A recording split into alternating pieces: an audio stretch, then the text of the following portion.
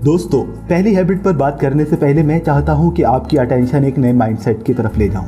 Life के किसी भी सिचुएशन में आप इन दो रास्तों में से एक रास्ता चूज करते हो, या तो रिएक्टिव या फिर प्रोएक्टिव। बेसिकली जब आप प्रोएक्टिव होते हो तो आप अपने सर्कल ऑफ इन्फ्लुएंस को इंक्रीज करते हो। आप जानते हो कि बहुत सी चीजें ऐसी हैं जिन्हें आप कंट्रोल कर सकते हो और बहुत सी चीजें ऐसी भी हैं जिन्हें आप बिल्कुल भी कंट्रोल नहीं कर सकते। जैसा कि आप मौसम को नहीं बदल सकते, आप अपने बॉस के डिसीजंस को नहीं बदल सकते या अपनी बर्थ प्लेस नहीं बदल सकते।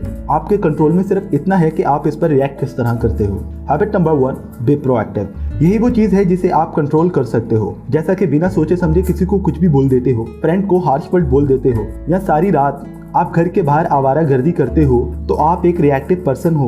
बेसिकली ये वो चीजें हैं जिन्हें आप कंट्रोल कर सकते हो, लेकिन लोग उन चीजों पर फोकस करते हैं जिन्हें वो कंट्रोल नहीं कर सकते।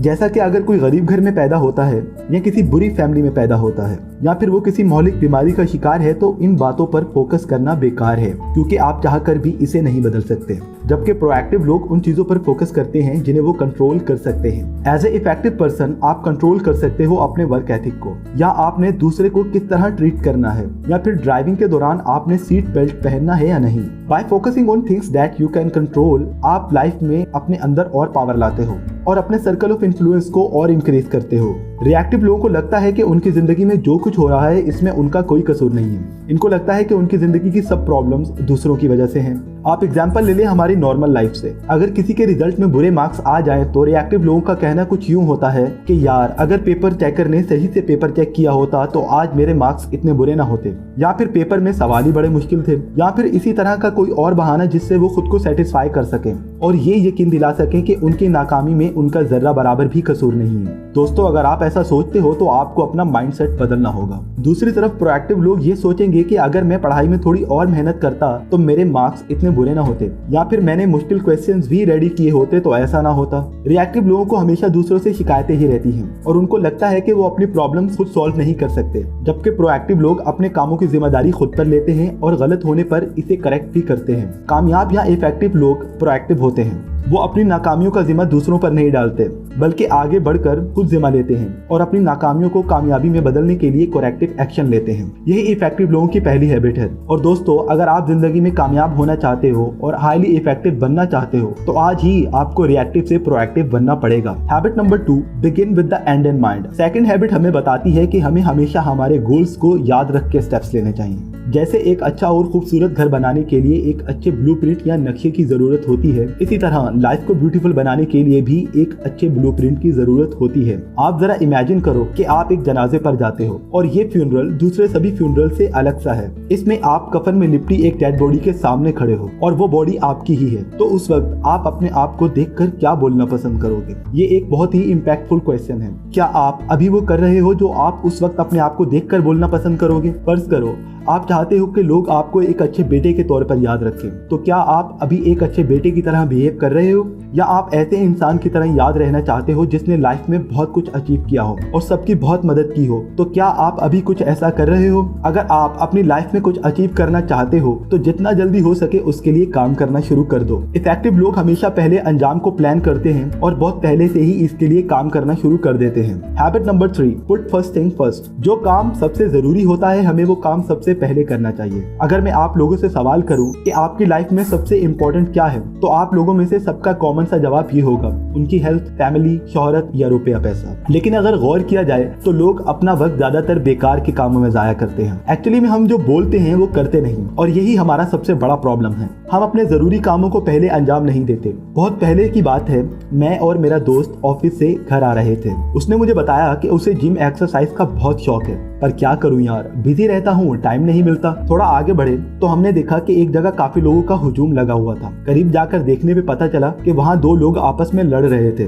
तो मैंने और मेरे दोस्त ने रुककर पूरी लड़ाई एंजॉय की। लड़ाई खत्म होने पर मैंने अपने दोस्त से कहा, जितनी देर तुमने यहाँ खड़े होकर लड़ाई देखने में लगाई है, इससे अच्छा तुम घर जल्दी जाकर जिम के लिए चले जाते। आई नो दैट कि इतनी देर में शायद जिम नहीं होती, लेकिन ये भी सच है कि अक्सर जितना हमें लगता है हम उतने बिजी होते नहीं है। मेरे ख्याल में अगर हम अपनी इस आदत को बदल बदल लें तो इससे हमारी लाइफस्टाइल में काफी चेंजेस आएंगे। अपना कुछ टाइम अपनी फैमिली के साथ स्पेंड करें, ना कि दूसरे फालतू कामों में। अपने मंथली बजट पर ध्यान दें बजाय फेसबुक की टाइमलाइन को बेवजह स्क्रॉल करने के। Go for workout before watching new episodes. तो हमारी पहली 3 हैबिट्स हमें सिखाती हैं कि हमें खुद को किस तरह मैनेज करना चाहिए, जिसमें हमारा टाइम मैनेजमेंट, हमारा माइंडसेट और तौर तरीकों को आजादाना तौर पर बदलने का तरीका समझाया गया है। Habit number 4, think win win. हमारी मेंटालिटी ही कुछ ऐसी बनी है कि हमें लगता है कि हमारे जीतने के लिए किसी और का हारना बहुत जरूरी है। इमेजिन करो कि आप एक मुसन्निफ हो और मैं भी एक मुसन्निफ हूँ। आपके पास 10,000 लोग ऐसे हैं जो कि आपकी बुक्स के फैंस हैं। सिमिलरली मेरे पास 10,000 लोग ऐसे हैं जो कि मेरी बुक्स के फैंस हैं। तो मैं आपकी बुक पढ़ता हूँ और मुझे बहुत पसंद आती है, तो मैं आपकी बुक अपने लोगों को रिकमेंड करता हूँ। इसके नतीजे में अब आपके पास 10,000 लोग ऐसे हैं जो कि आपकी बुक खरीदते हैं और आपके आइडियाज पढ़ते हैं।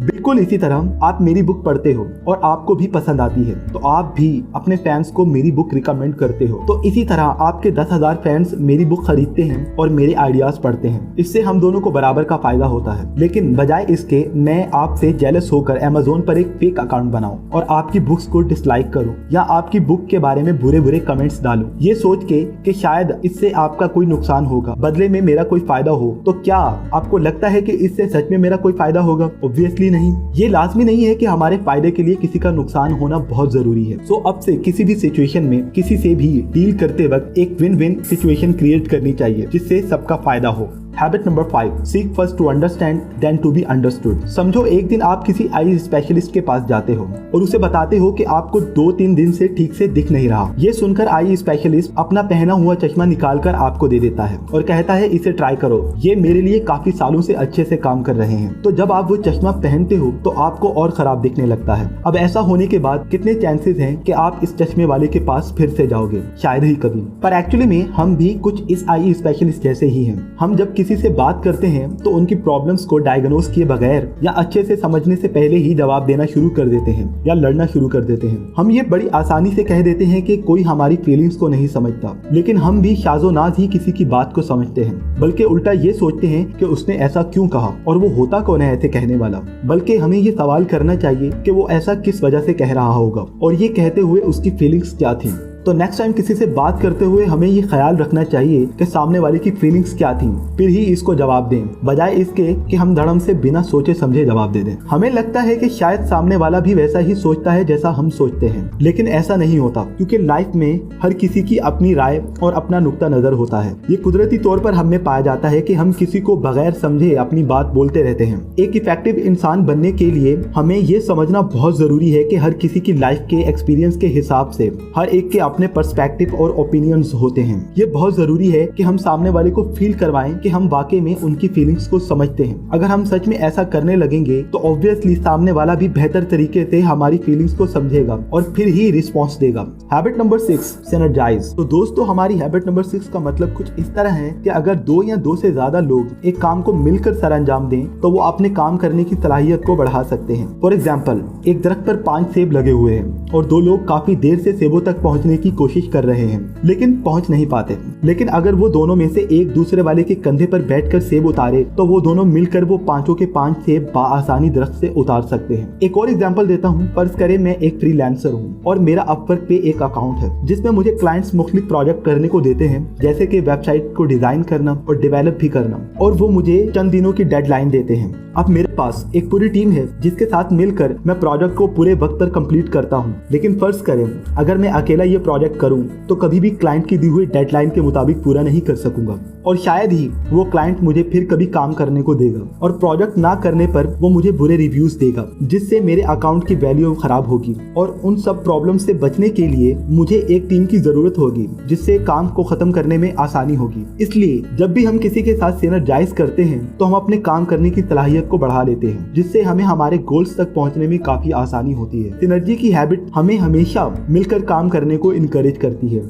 Habit number 7, sharpen the saw. तो 7th हैबिट में कॉवे एग्जाम्पल देता है कि एक आदमी काफी देर से आरी से दरख्त काटने की नाकाम कोशिश कर रहा था। इतने में उसके पास एक आदमी आता है और उसे कहता है कि अगर तुम थोड़ी देर इस आरी को तेज करने में लगाओ और फिर दरख्त काटो तो जो काम पिछले 6 घंटों से कर रहे हो वो तुम 3 घंटों में खत्म कर सकते हो। तो दरख्त काटने वाले ने जवाब दिया कि मैं पहले आरी को तेज करूं फिर दरख्त काटूं तो इसमें मेरा ज्यादा वक्त लग जाएगा। बात थोड़ी हैरान करने वाली है, लेकिन नॉर्मली हम भी कुछ ऐसा ही करते हैं। ये हैबिट हमें अपने वक्त को और हमारे सबसे कीमती एसेट यानी हमें खुद को बेहतर बनाना सिखाती है। हम दिन के 30 मिनट जिम को नहीं देते, जबकि इससे हमारी सेहत अच्छी होगी। हम दिन के चंद घंटे अपनी फैमिली को नहीं देते, जबकि इससे हमारे रिलेशनशिप बरकरार रहेगा। दिन के चंद मिनट हम अपनी स्टडी को नहीं देते कि इससे हमारे इल्म में इजाफा होगा। और फिर हम बड़ी संजीदगी से इफेक्टिव होने के शॉर्टकट्स या टिप्स और ट्रिक्स पूछते हैं। मुझे उम्मीद है ये वीडियो देखकर आपने बहुत कुछ सीखा होगा, जो कि आपकी लाइफ की बहुत प्रॉब्लम्स को सॉल्व करेगा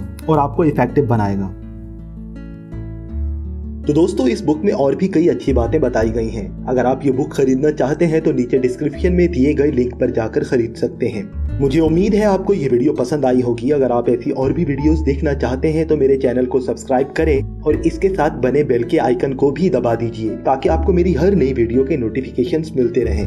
वीडियो को लाइक कीजिए और शेयर कीजिए अपने फ्रेंड्स के साथ, ताकि उन्हें भी ये नई बातें सीखने को मिलती रहें। तब तक के लिए टेक केयर।